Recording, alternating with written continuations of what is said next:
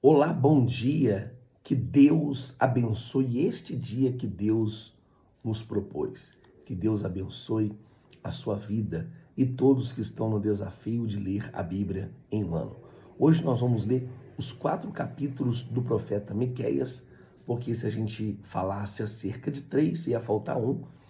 Então agora nós vamos terminar mais um livro da Bíblia, o livro do profeta Miqueias. Vamos para o capítulo 4.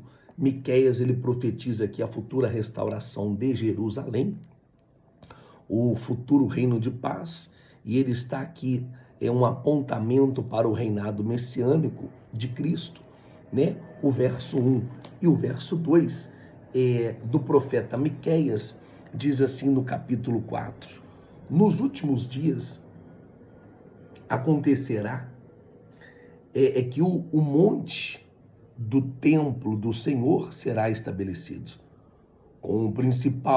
como o principal entre os montes, e ele elevará acima das colinas, e os povos a ele acorrerão. Muitas nações virão dizendo: venham, subamos ao monte do Senhor, ao templo de Deus de Jacó, e ele nos ensinará os seus caminhos, para que andemos nas suas veredas. Pois a lei virá de Sião e a palavra do Senhor de Jerusalém. Então aqui essa profecia ela se cumpre, mostra aqui o fim dos dias.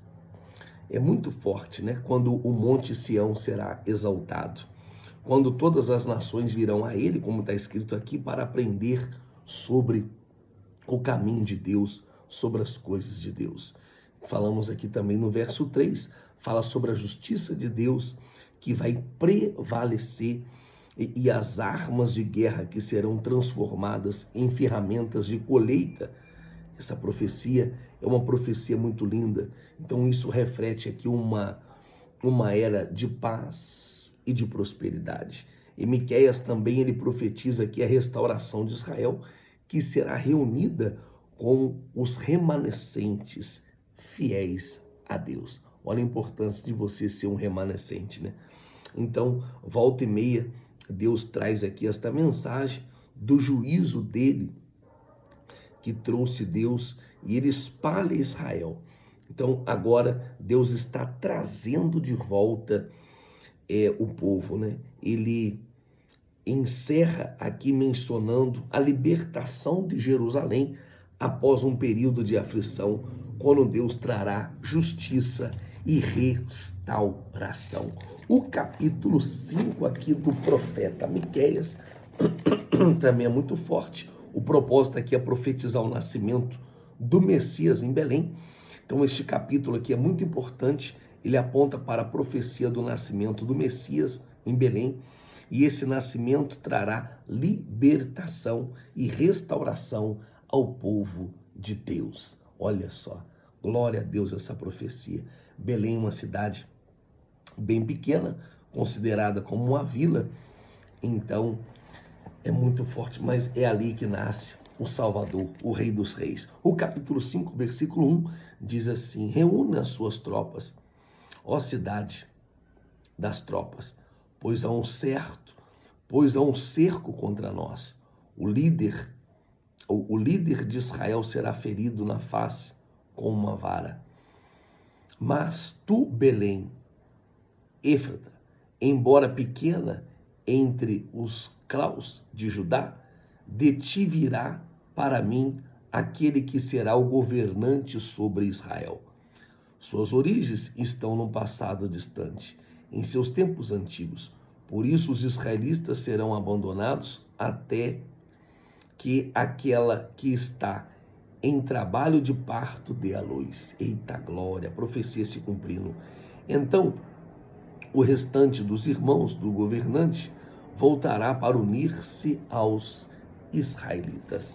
Então aqui você vê no verso 1, no verso 2, essa profecia que o rei de Israel, no tempo do nascimento de Jesus, né, o governador aqui é muito forte. Olha aqui o poder das escrituras sagradas, né? Aí fala aqui dos 3 magos que chega a ele, essa profecia que Jesus nascerá em Belém. Esse governante, desde o dia da eternidade, trará paz e trará também libertação ao povo de Israel. O verso 4 e o verso 6, por isso que havia uma expectativa sobre esta restauração, que seria do governador. E eles entendem a purificação e libertação do povo de Israel. O verso 10 até o verso 15 fala acerca disso e é algo glorioso. O capítulo 6, Deus aqui ele convoca Israel para um julgamento,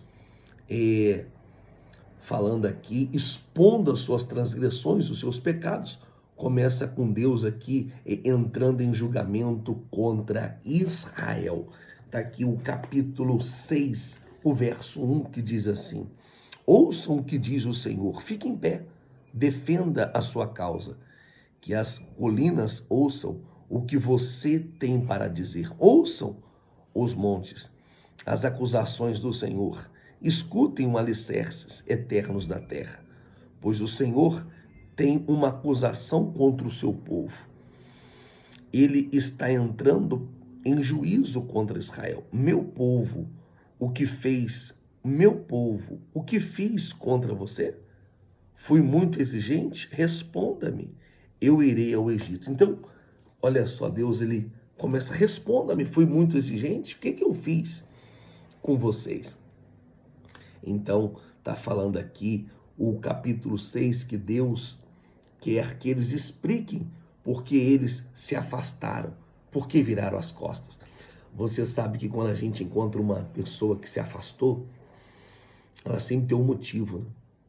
Não, foi o pastor, me tratou assim, de uma forma assado, não aconteceu isso, aconteceu aquilo, eu não gostei.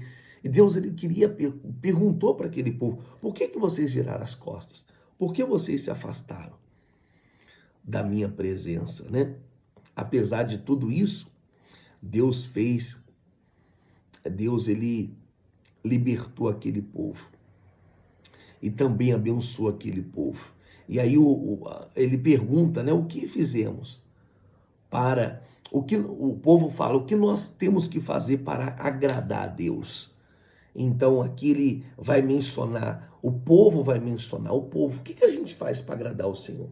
O povo mencionou ofertas, sacrifícios, mas Deus já vinha falando que aquilo tudo era um ato religioso, a entrega de sacrifícios, a entrega de ofertas, e Deus ele responde, o que ele deseja é tão simples, que vocês venham obedecer e praticar a justiça.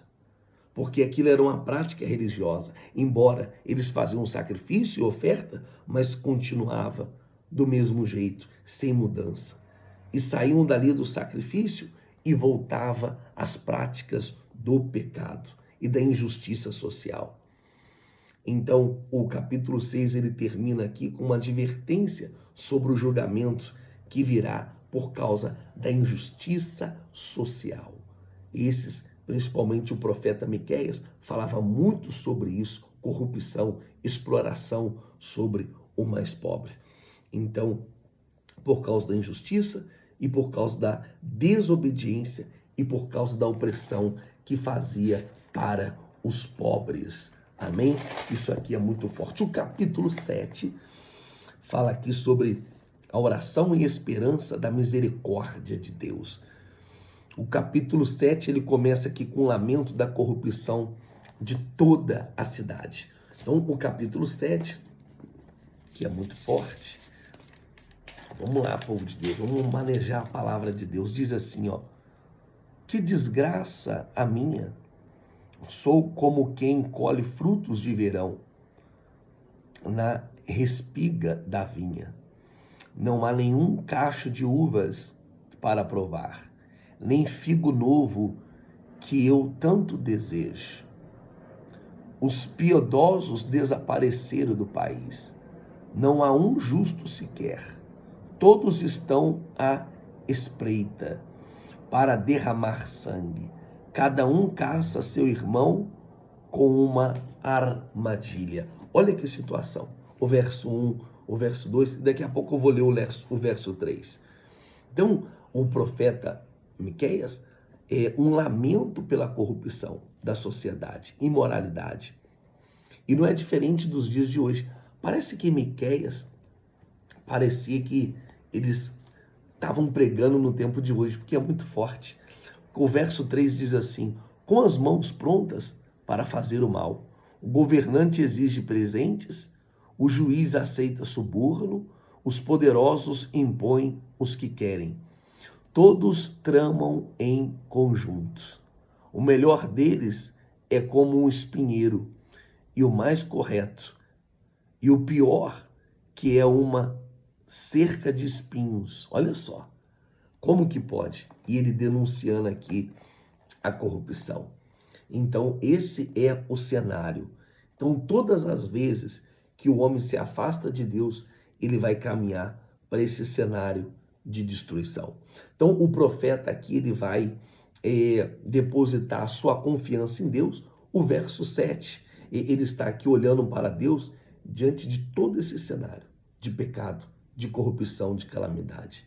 Então, olha o que diz aqui o verso 7.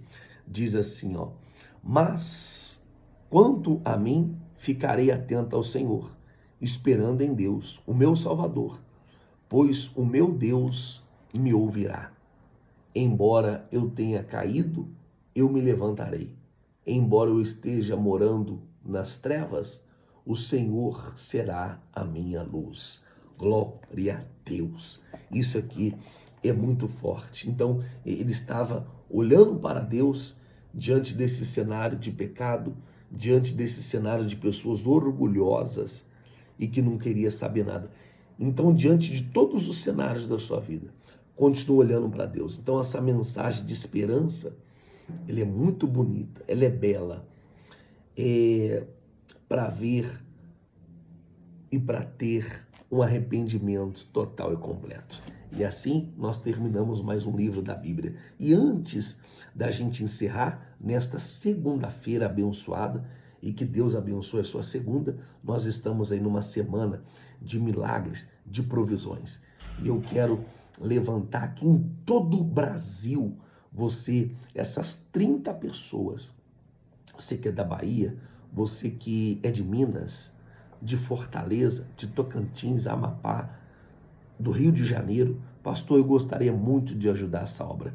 Essas 30 pessoas com R$100, pastor, eu quero contribuir, eu quero ajudar, faça isso. A semente, ela sai das tuas mãos, mas jamais da sua vida. E essa oferta, você vai estar trazendo um socorro para a obra de Deus e pode ter certeza que Deus vai trazer o socorro para a sua vida.